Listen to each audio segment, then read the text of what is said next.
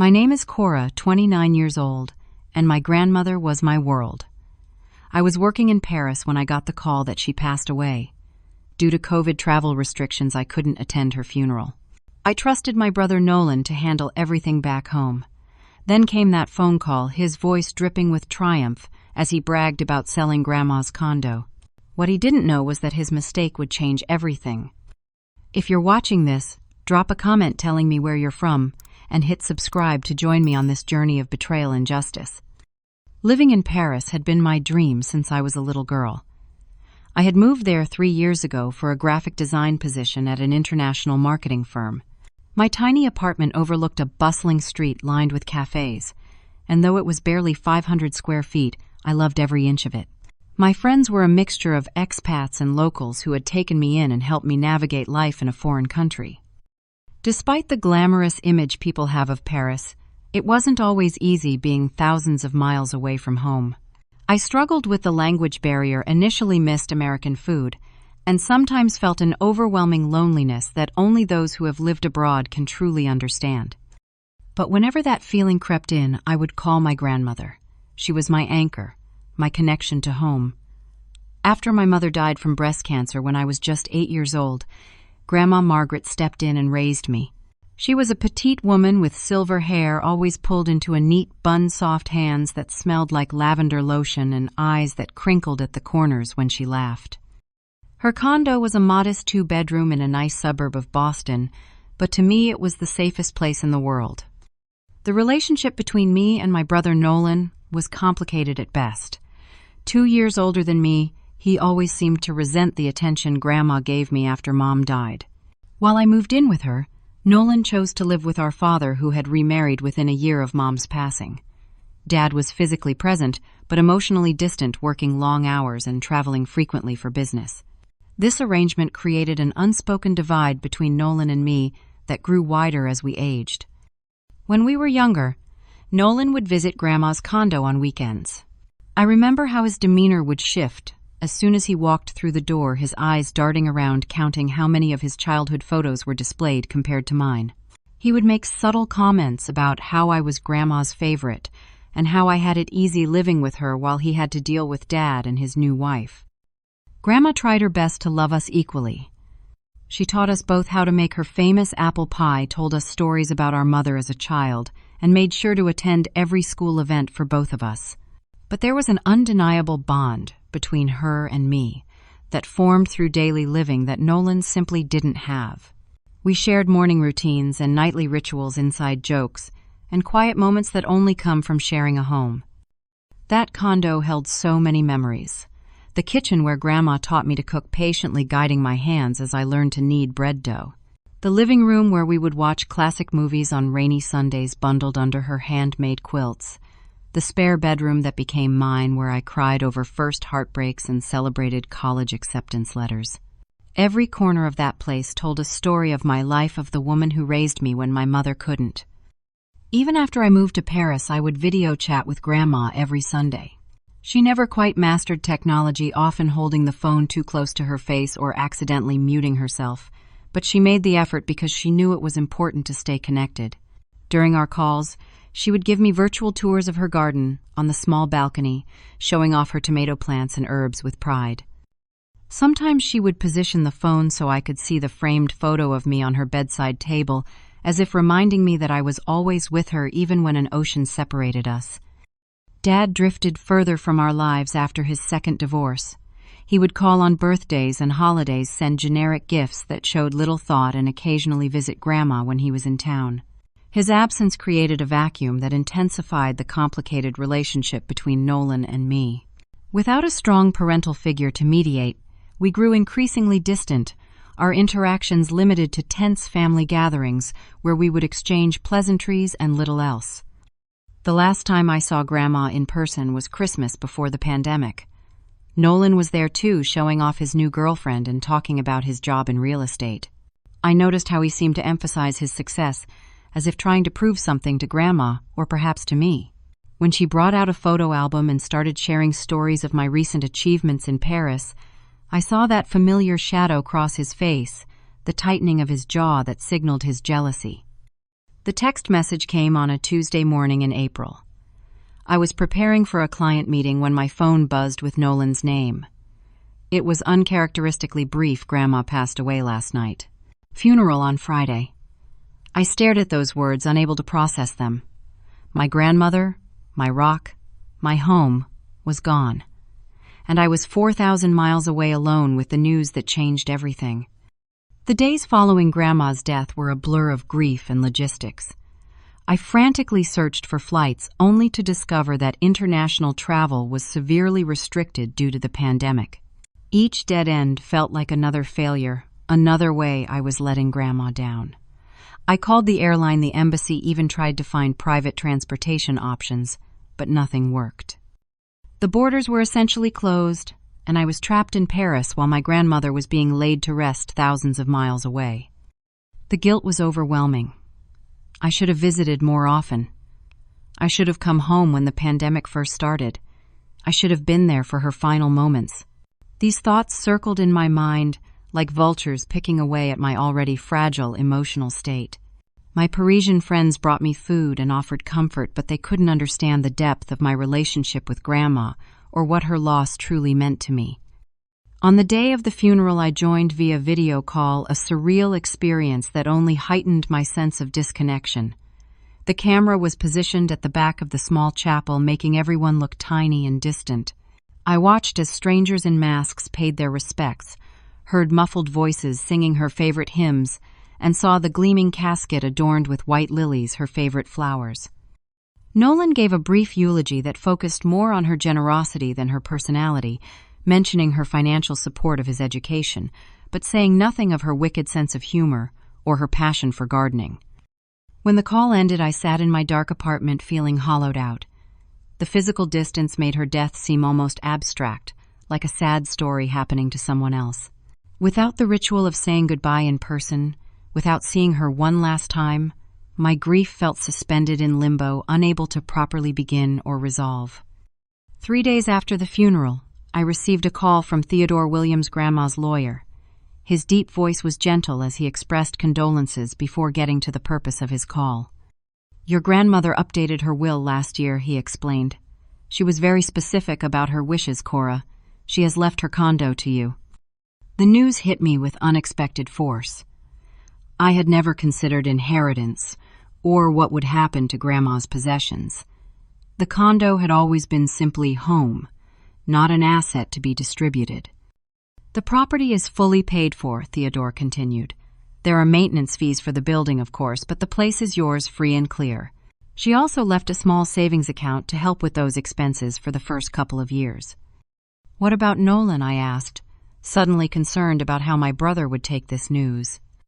"He received her car, some investments, and several valuable antiques," Theodore assured me. "Your grandmother tried to be fair, but she was clear that she wanted you to have the home you grew up in." After hanging up, I sat with this information, feeling a complex mixture of gratitude and sorrow. The condo was a gift beyond monetary value, a physical connection to the woman who raised me and the childhood she had given me. But it was also a painful reminder that she was gone, that I would never again hear her key in the lock or smell her coffee brewing in the morning. When I called Nolan to discuss the inheritance, his reaction was strange. There was a long silence after I told him, then a clipped, "Congratulations." No mention of what he had received.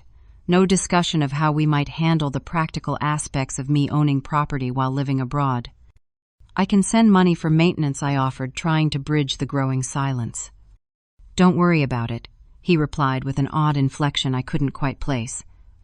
"I can keep an eye on things until you decide what to do with it."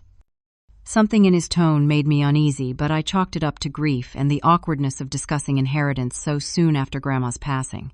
We agreed that he would check on the condo regularly, forward any mail, and let me know if anything needed attention. It seemed like a reasonable arrangement given my inability to travel. I called Theodore back later that week to confirm the details of the inheritance and understand what paperwork would be needed. He explained that the property transfer was straightforward, since Grandma had prepared everything meticulously. "You should receive the official documents within the next month," he said. "Until then, the property is legally yours already as stipulated in the will. Do you plan to sell it?" The question took me by surprise. "No," I answered without hesitation. "I want to keep it. Maybe move back someday when my contract in Paris ends." Even as I said it, I could envision a future where I returned to the condo, perhaps with a partner or even children someday, filling those rooms with new life while honoring the memories Grandma had created there. The thought provided a small comfort amidst my grief. That night, I sorted through digital photos of the condo and Grandma, creating a memorial album that helped me feel connected to her despite the distance. As I clicked through images of holiday gatherings, birthday celebrations, and ordinary moments captured over the years, I realized how much of my identity was tied to that space and the woman who had made it a home. Despite the logical arrangement with Nolan, I couldn't shake a vague sense of discomfort. Something about his reaction to the inheritance news felt off. As I finally drifted to sleep, I tried to reassure myself that everything would be fine. Nolan might have his flaws, but surely he would respect Grandma's wishes and take care of her beloved home until I could return to claim it properly. The first few weeks after inheriting the condo, Nolan was surprisingly attentive. He sent regular text messages with photos of the place, assuring me that everything was in order. He watered Grandma's plants, collected mail, and even fixed a leaky faucet in the bathroom. I began to think my concerns had been unfounded, that perhaps grief had brought out a more responsible side of my brother. "Just checked on the place today," he texted one afternoon. "Everything looks good. Her orchid is actually blooming." The attached photo showed Grandma's prized white orchid on the kitchen windowsill, delicate flowers open against the backdrop of the familiar blue curtains she had sewn herself. The sight brought tears to my eyes, a bittersweet reminder of her gentle touch with plants and people alike. But as weeks turned into months, the frequency of these updates gradually decreased. At first, Nolan had valid excuses. He was busy with work, had personal issues to deal with, was helping Dad with some financial matters. I tried to be understanding, knowing that everyone was struggling during the pandemic in different ways. "Sorry I haven't been by the condo this week," he messaged after I inquired about the place. "Work has been crazy. I'll stop by this weekend for sure." When the weekend passed without an update, I called him. The call went to voicemail after several rings. This pattern repeated itself over the next few days, increasing my anxiety. Was something wrong with the condo?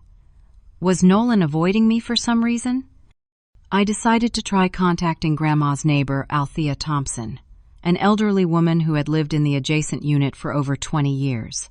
Grandma had always spoken fondly of their friendship, how they would share morning coffee on their connecting balconies and look out for each other. I found her number in my phone contacts and called, hoping she might provide some insight into the condition of the condo. No answer.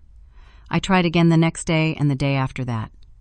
Each time the call went to voicemail and my messages received no response.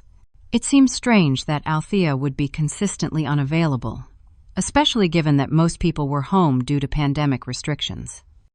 One morning in late July, about 4 months after Grandma's passing, I received an email that sent a chill down my spine.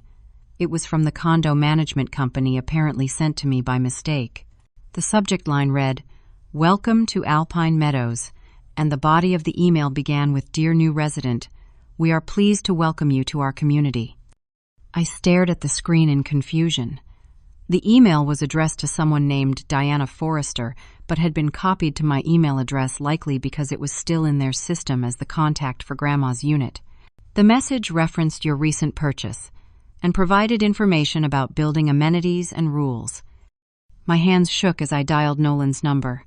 Straight to voicemail. I called again and again. Nothing.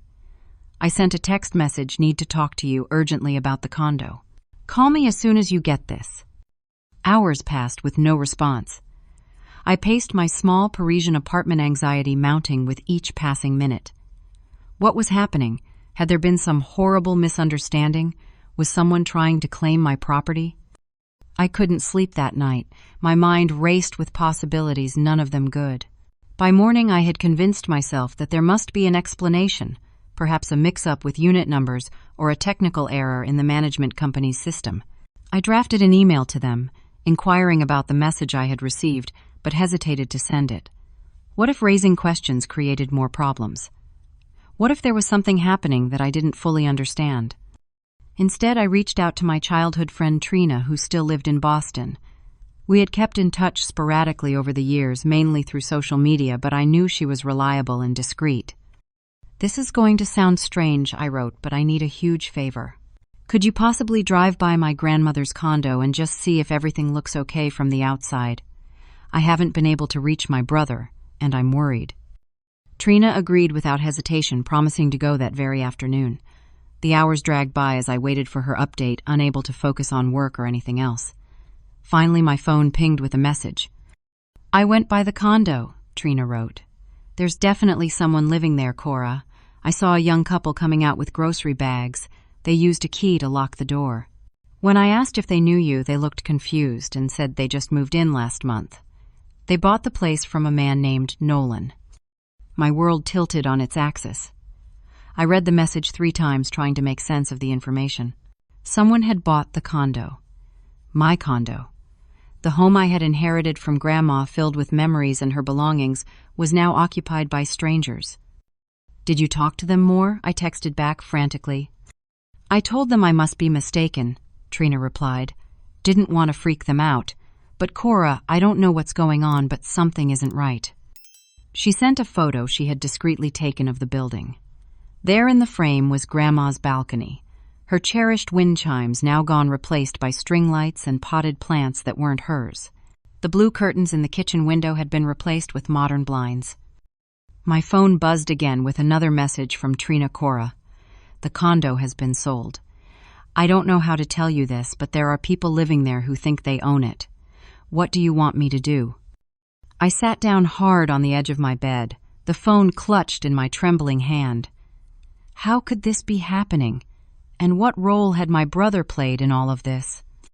The shock of Trina's discovery left me paralyzed for several minutes. My grandmother's condo, my inheritance, my home, was now occupied by strangers who believed they had legally purchased it. The implications were staggering, almost too enormous to comprehend. Had there been some legal mistake, a misunderstanding about the will, or something far more sinister? Once the initial shock subsided, adrenaline kicked in. I called Theodore Williams, my fingers fumbling on the screen as I dialed his number. It was early morning in Boston, but I couldn't wait another second for answers. "Theodore, I just found out someone is living in my grandmother's condo," I blurted as soon as he answered. "They think they bought it. What's happening?" There was a long pause before Theodore spoke, his normally composed voice tinged with concern. "That's not possible, Cora. The property was legally transferred to you after your grandmother's passing. Let me check the registry right away. Are you certain about this information?" My friend went there. She spoke to the people living there. They said they bought it from Nolan last month. "Stay on the line," Theodore instructed. I heard keyboard clicking in the background as he presumably accessed property records. The silence stretched painfully before he returned. "Cora, there is a deed transfer recorded 3 weeks ago. The property was sold to a couple named Justin and Amber Bennett." My breath caught in my throat. But how? I never signed anything. I never authorized a sale. "That's exactly what concerns me," Theodore replied, his voice now tight with professional concern. "If you didn't authorize this sale, then someone else signed your name. I need to see these documents immediately. I'm going to request copies right now." As we ended the call, my phone buzzed with a text from Nolan. "Hey sis, hope Paris is treating you well. Been meaning to call." The casual tone, the complete disregard for what he had done, ignited a rage inside me that I had never experienced before. My hands shook so badly I could barely type a response. Instead, I called him directly, determined to hear his voice when confronted. To my surprise, he answered on the second ring. "Nolan," I said, struggling to keep my voice level, "I need to talk to you about Grandma's condo." There was the slightest hesitation before he responded, his tone carefully neutral. "What about it?" "There are people living there. They think they bought it." Another pause, longer this time. "Oh, that. Look, I was going to call you about that. The place was just sitting empty, and there was an opportunity to sell in a hot market. I figured you wouldn't want to deal with property management from overseas." The audacity of his response stole my breath away. "You had no right to sell my property, Nolan. Grandma left that condo to me, not you." "I know, technically," he said, his voice taking on a defensive edge. "But it made sense, Cora. You're in Paris. What were you going to do with a condo in Boston? I got a great price, and once I sort out some investments, I'll transfer your share to you, probably even more than you would have gotten if you sold it yourself." "My share," I repeated incredulously. "The entire condo was mine. There is no your share and my share, and I had no intention of selling it. That was my home, our grandmother's home." "Don't be so sentimental," Nolan scoffed. "It's just real estate, an asset. Grandma would have wanted us to be practical."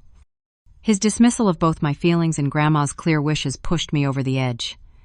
"How did you do it, Nolan? How did you sell a property that wasn't yours to sell?"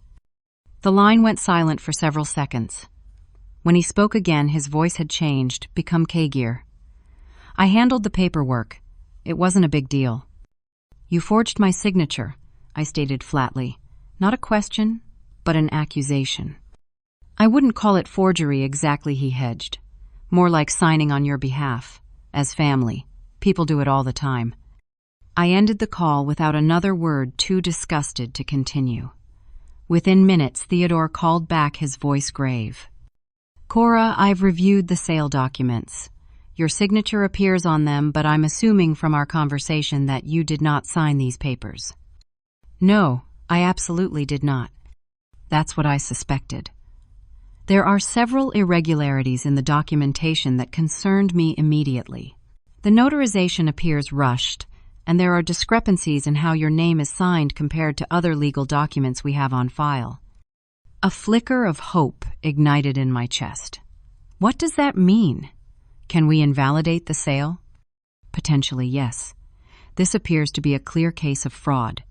Your brother had no legal authority to sell the property, and falsifying your signature on legal documents is a criminal offense. The sale can likely be voided, but it will involve legal proceedings. I sank onto my couch, mind racing. Nolan had stolen my inheritance, my connection to Grandma, and for what money spite, the depth of his betrayal was unfathomable. Over the next few days, I pieced together more details through conversations with Theodore and additional digging. Nolan had listed the property significantly below market value to ensure a quick sale, pocketing just over $300,000 for a condo worth at least $420,000 in the current market. He had cleared out most of Grandma's belongings before the sale, though what he had done with them remained unknown. The couple who purchased the property had no idea about the fraudulent nature of the sale. They were first-time homebuyers who had been thrilled to find an affordable condo in a desirable building, working with a real estate agent who was a friend of Nolan's.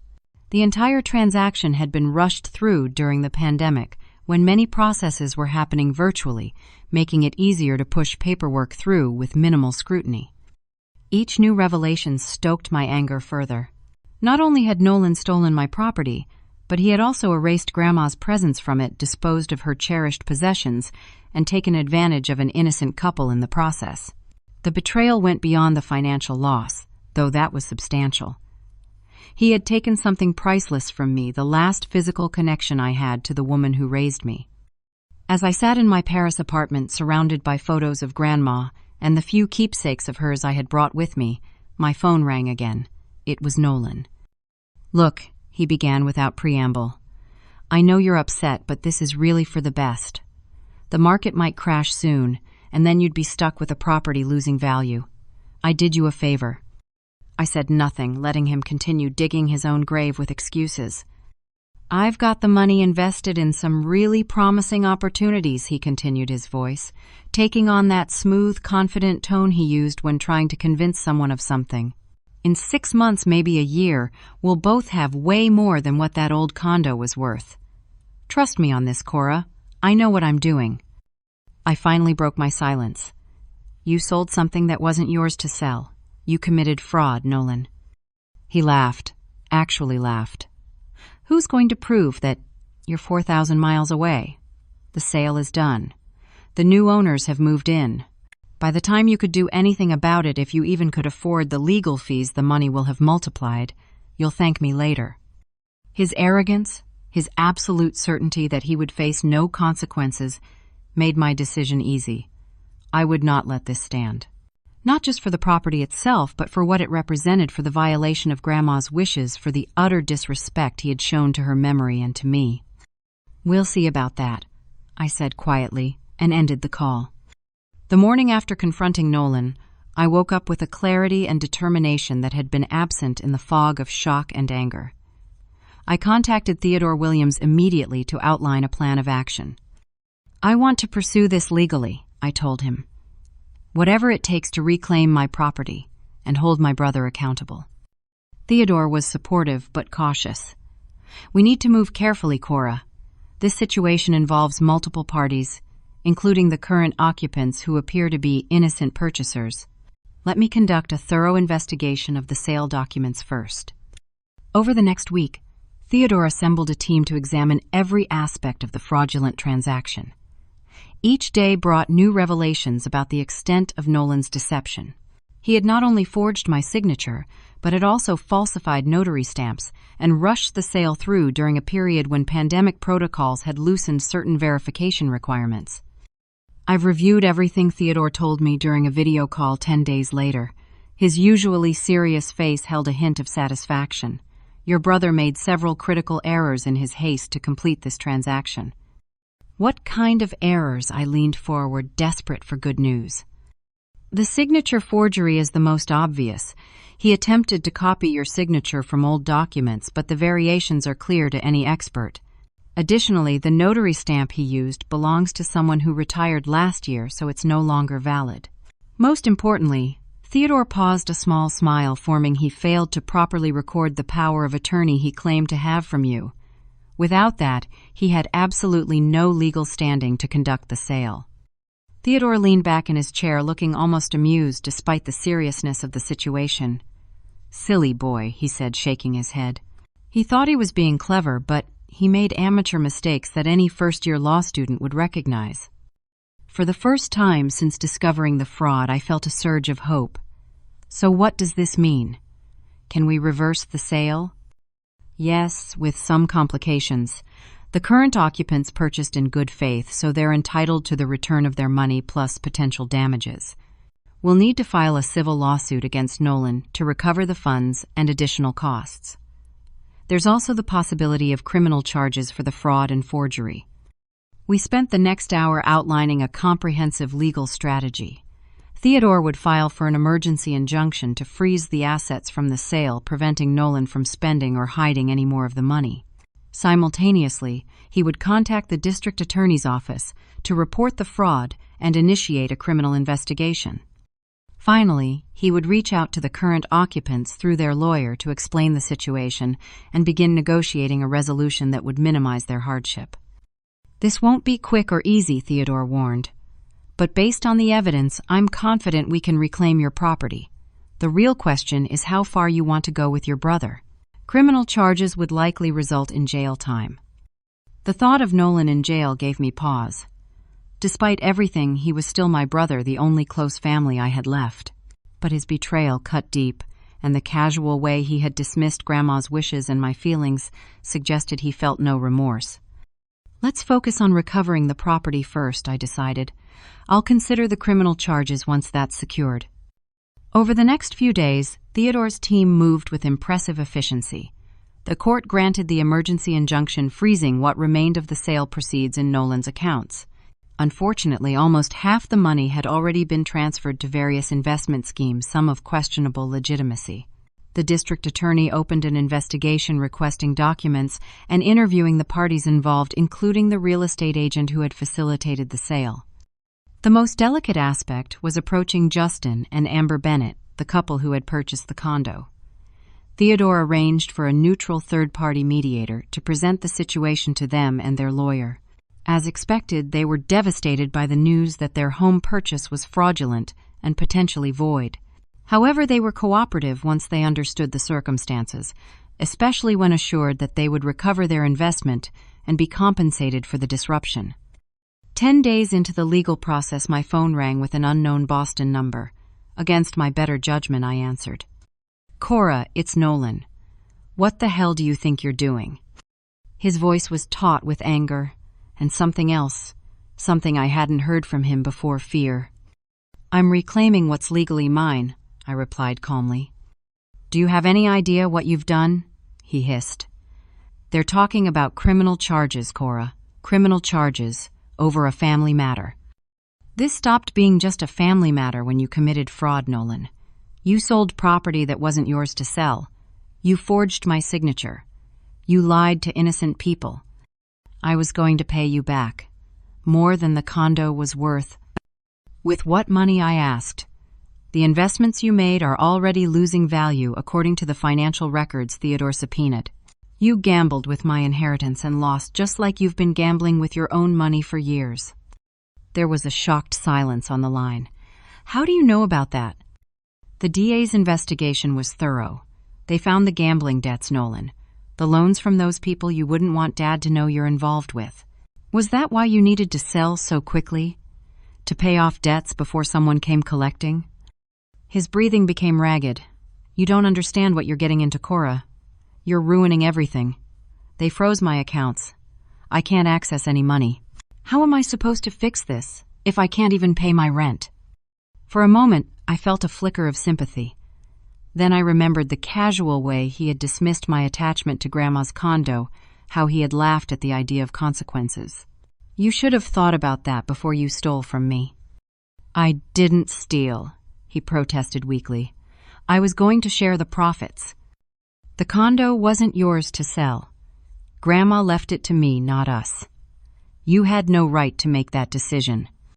She always favored you," he spat, the old resentment bubbling to the surface. "Everything was always about Cora. Poor Cora who lost her mom.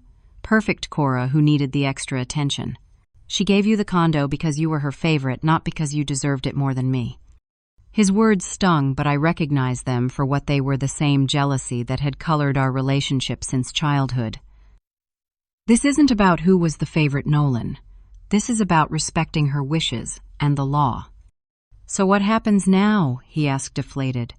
"Are you really going to send your own brother to jail?" "That depends on you," I said firmly. "Theodore has prepared a settlement agreement. You'll need to return all the money you still have, take out loans to cover what you've lost, and cooperate fully with undoing the sale.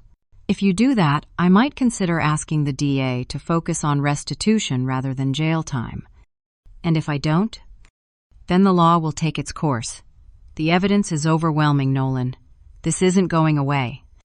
After a long silence, he spoke again, his voice small.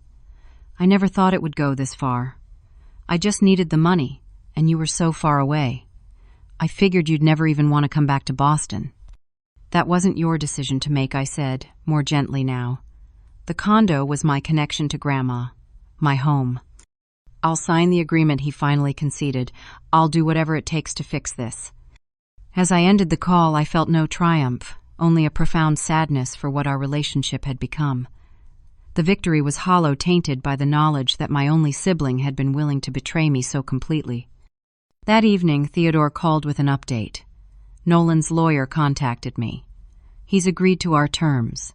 It's a start, but we still have a long road ahead to unwind this mess.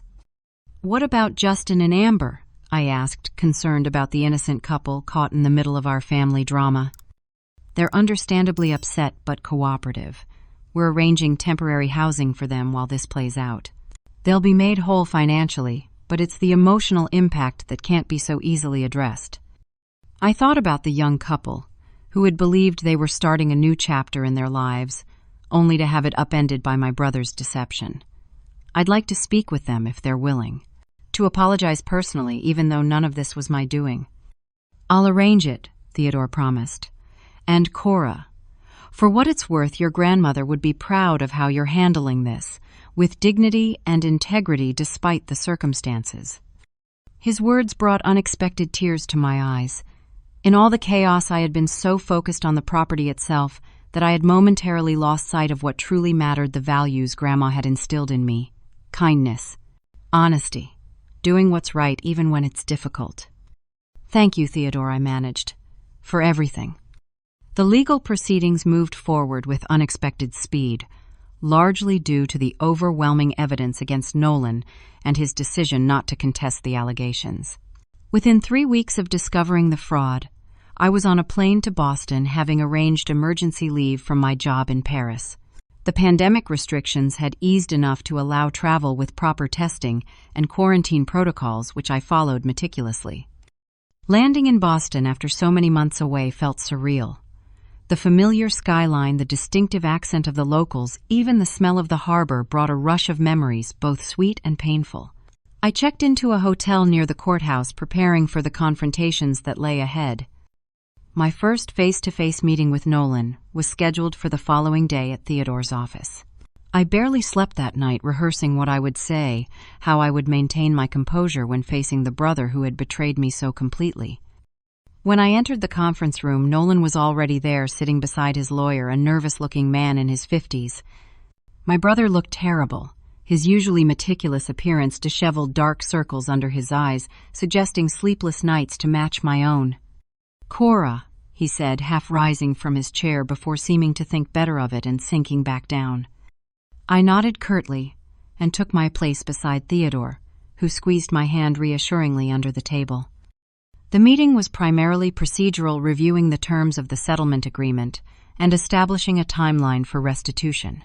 Nolan would return the remaining funds from the sale immediately and take out loans to cover the rest, which amounted to nearly $130,000 he had already spent or lost through bad investments. He would also be responsible for the Bennett's temporary housing costs and moving expenses, as well as all legal fees associated with unwinding the fraudulent sale. Throughout the meeting, Nolan kept glancing at me as if expecting me to intervene or soften the terms. I maintained a neutral expression, letting Theodore handle the negotiations. It was only when the lawyers stepped out to confer about a technical detail that Nolan finally addressed me directly. "I was desperate," he said without preamble. "I got in over my head with gambling during the lockdowns. Online poker, sports betting, anything to pass the time. Then I started borrowing to cover losses, thinking I could win it back." I looked at him. Really looked at him, perhaps, for the first time in years. Behind the designer clothes and carefully cultivated confidence, I saw a scared man who had never quite figured out who he was supposed to be. "Why didn't you ask for help? Dad would have helped you. I would have helped you." He laughed bitterly. "Ask Dad for help. He's never respected me, Cora. All he does is compare me to his business partner's successful sons. And you," he shook his head, "you were always the golden child. How could I admit to you that I'd failed again? So instead you stole from me." I didn't see it that way at the time, he admitted. I convinced myself I was being practical. "You were in Paris with your perfect job and perfect life. What did you need a condo in Boston for?" I told myself I was just expediting the inevitable, that eventually you'd sell it anyway. "It wasn't your decision to make," I said, repeating what I had told him on the phone. "And it wasn't just about the property value. That condo was my home, Nolan. It was where I grew up, where Grandma raised me. It was full of memories I can never replace." A flicker of genuine remorse crossed his face. "I know that now. I wasn't thinking clearly. The debts, the pressure, the pandemic, it all became too much." I wanted to yell at him to make him understand the depth of his betrayal, but seeing him so defeated brought no satisfaction. "What did you do with Grandma's things? Her furniture, her photos, her collections?" He looked down at his hands. "Some of it is in storage. I kept thinking I'd deal with it later, but some things, the valuable antiques, I sold to antique dealers around the city." My heart sank. The grandfather clock, her china cabinet. "The clock is in storage," he said quickly. "But the cabinet, the silver tea set, her jewelry, those are gone." Each item he listed felt like another small death. The tea set that had belonged to our great-grandmother, the delicate china cabinet that had held Grandma's collection of miniature music boxes. Pieces of our history, our family legacy scattered to strangers for quick cash. The lawyers returned before I could respond, bringing with them a stack of documents for signature. As we concluded the meeting, Theodore outlined the next steps, which included a formal apology to Justin and Amber Bennett. "They've agreed to meet tomorrow," Theodore informed us. "They understand the situation, and are willing to cooperate with returning the property provided they receive full compensation as outlined in our agreement. Nolan nodded without looking up from the table. I'll be there. Meeting the Bennetts was even more difficult than confronting Nolan. They were a young couple in their early 30s, expecting their first child who had poured their savings into what they believed would be their family home. Amber was visibly pregnant, her hand resting protectively over her belly as they entered Theodore's office. "Thank you for agreeing to meet with us." I began feeling the inadequacy of the words. "I want to personally apologize for the situation you've been placed in through no fault of your own." Justin Bennett, a tall man with kind eyes, looked between Nolan and me. "We understand you didn't cause this, Miss Wilson. Your lawyer explained everything. Still, I'm sorry for the disruption to your lives. I want to assure you that you'll be fully compensated for all expenses and inconvenience." Amber's eyes filled with tears. "We loved that condo from the moment we saw it. The neighborhood, the building, everything was perfect for starting our family." Her words twisted in my heart. They had begun building their own memories in that space, creating their own connection to it just as I had done with Grandma years ago. Nolan, to his credit, took full responsibility during the meeting. "What I did was inexcusable," he told them directly. "I betrayed my sister's trust and dragged innocent people into my mess. I'm deeply sorry, and I will do everything in my power to make this right." By the end of the meeting, a complex agreement had been reached. The Bennetts would vacate the condo within 3 weeks with all moving expenses covered. They would receive a full refund of their purchase price plus additional compensation for the inconvenience. Nolan would also pay for 6 months of temporary housing for them while they searched for a new home. As they were leaving, Amber paused beside me. "There was a small wooden box we found hidden in the back of the hall closet when we moved in," she said. "It has old photos and letters inside. We kept it aside, thinking the previous owner might want it back. Is that something that belonged to your grandmother?" My breath caught. Grandma's memory box. She had mentioned it once, a collection of her most treasured mementos that she kept hidden away. I had forgotten about it completely. "Yes," I whispered. "That would be hers." "I'll bring it tomorrow," Amber promised. It seemed important. The following days were a whirlwind of legal meetings, property inspections, and arrangements for reclaiming the condo. I visited the storage unit where Nolan had kept some of Grandma's furniture, relieved to find her bed-frame dining table and the precious grandfather clock intact.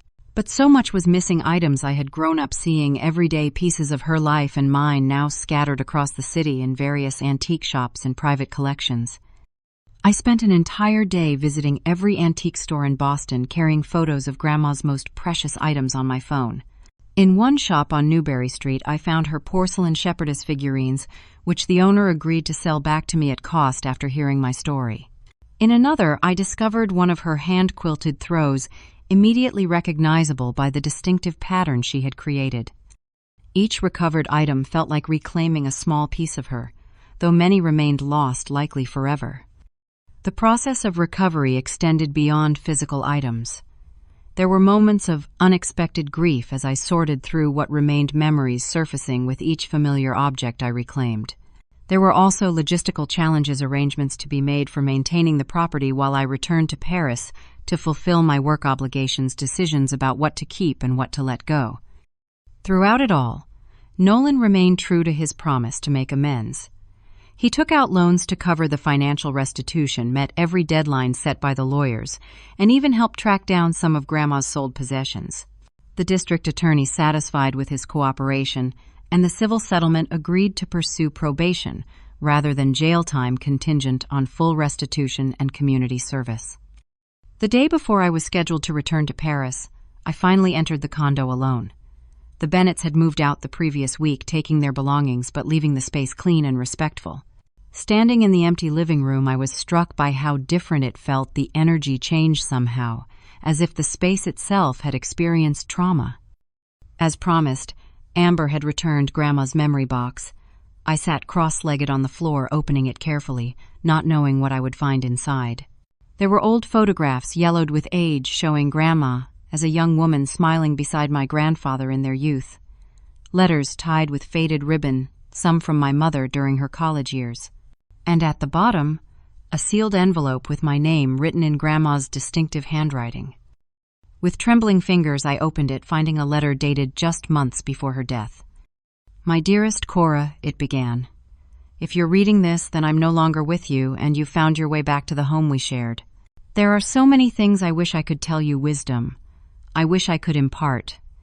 But perhaps the most important is this: forgiveness is not about excusing the wrongdoing, but about freeing yourself from the burden of resentment.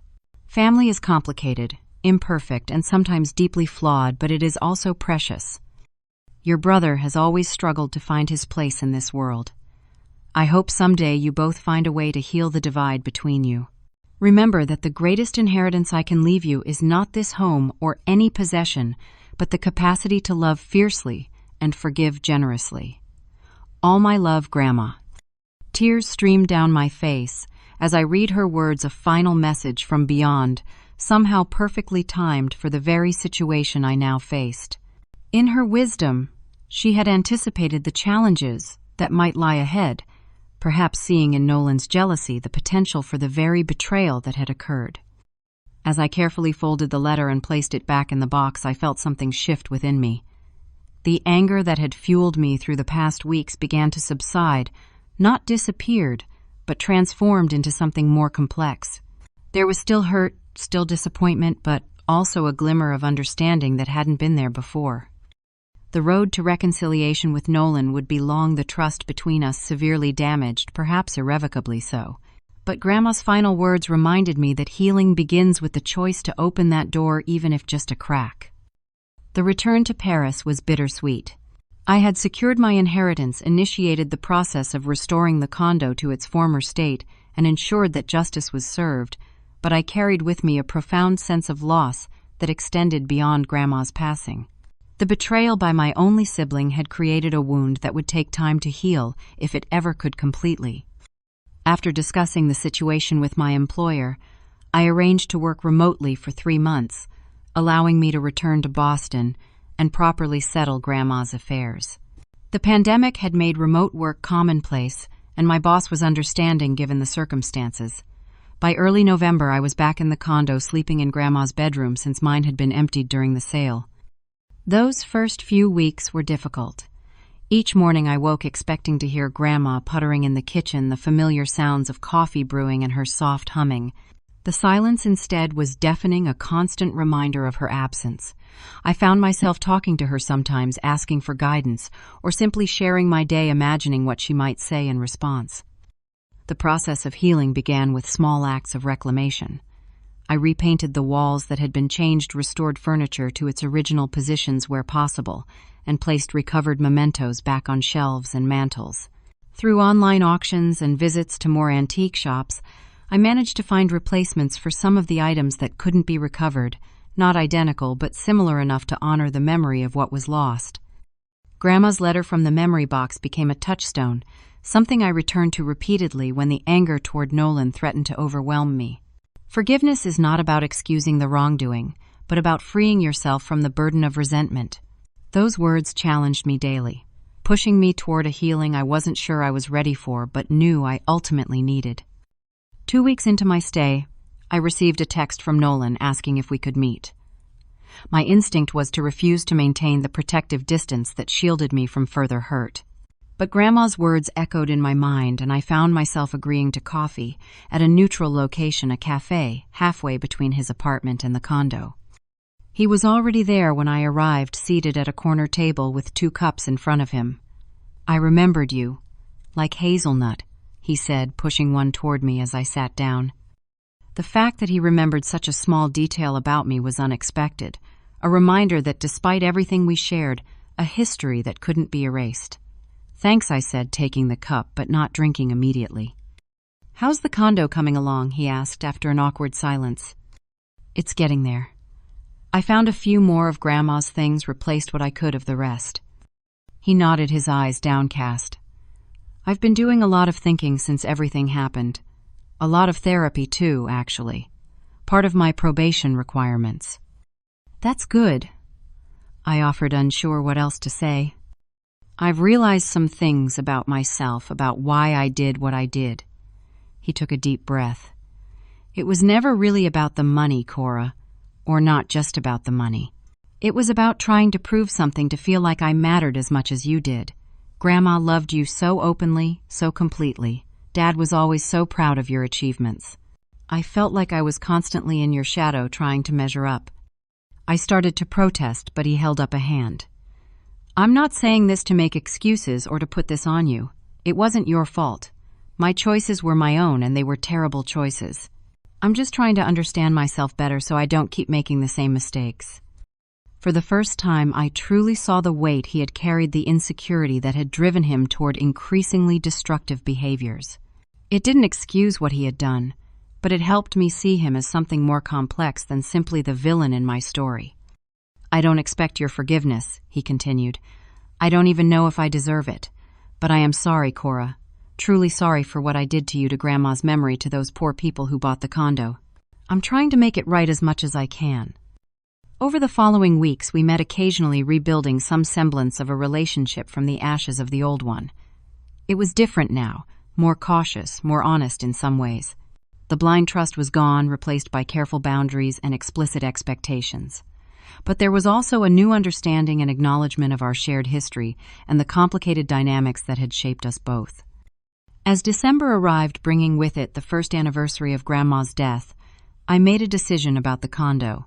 Rather than leaving it empty when I returned to Paris, I would rent it to a graduate student who needed affordable housing, a young woman named Lucia, who reminded me a bit of myself at that age, determined and independent, but far from home. The second bedroom will remain locked, I explained during the showing. It contains personal items I'm not ready to part with. But the rest of the space is yours to make your own, with the understanding that the core furniture stays in place. Lucia was grateful for the opportunity and respectful of the conditions. Having her there would provide income to cover the maintenance costs and ensure the condo remained lived in and cared for. More importantly, it felt right. A continuation of the warmth and welcome Grandma had always extended to those who entered her home. On the evening before my departure back to Paris, I sat in Grandma's rocking chair by the living room window, watching snow fall gently over the city. The condo felt peaceful now, the sense of violation and loss gradually replaced by something new, a space that honored the past while embracing the future. Nolan had stopped by earlier to say goodbye, bringing with him a small gift, a framed photo of the three of us, Grandma, him and me, taken at my college graduation. It was an olive branch, a small gesture toward healing, which I accepted with cautious gratitude. As I rocked gently in the chair, I reflected on all that had happened and all I had learned. The betrayal had been painful, the legal battle exhausting, the loss of precious mementos heartbreaking. But through it all, I had discovered strengths I didn't know I possessed, reconnected with my roots, and begun the long process of redefining my relationship with my only sibling. Grandma had left me far more than a condo. She had given me the tools to face adversity with grace, to fight for what matters without losing sight of compassion, to understand that sometimes the greatest freedom comes not from holding tight to resentment, but from finding the courage to let it go. The journey was far from over. Trust once broken is not easily restored, and the path forward with Nolan would likely hold both progress and setbacks. But I had taken the first steps, guided by Grandma's wisdom from beyond, and my own growing understanding that family, for all its flaws and complications, remains one of life's most profound connections. As the snow continued to fall outside, coating the city in a blanket of white, I whispered a thank you to Grandma, not just for the physical inheritance she had left me, but for the far more valuable gifts of resilience, integrity, and the capacity to heal. What would you do if someone you trusted betrayed you for financial gain? Would you choose strict justice or open the door to forgiveness? Is there a middle ground that protects you while allowing for healing? I'd love to hear your thoughts in the comments below. And if this story resonated with you, please hit the like button and subscribe for more real-life experiences. Thank you for joining me on this journey through one of the most challenging chapters of my life. Remember that sometimes our greatest growth comes from our deepest wounds.